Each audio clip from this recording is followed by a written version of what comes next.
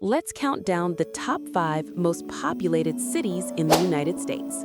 Number 5, Phoenix, Arizona, the heart of the desert and one of the fastest growing cities in America. With a population of around 1.8 million, Phoenix keeps rising.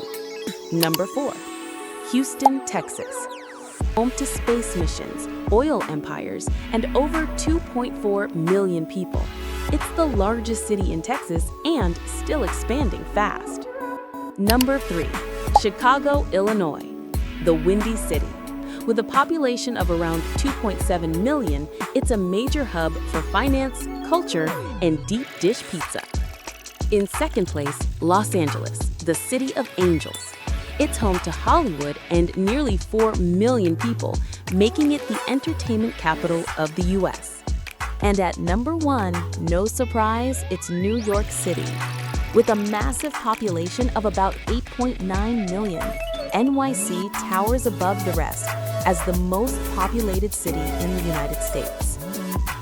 Which of these cities would you love to live in or avoid completely? Let us know in the comments and subscribe for more world comparisons on GlobeScale.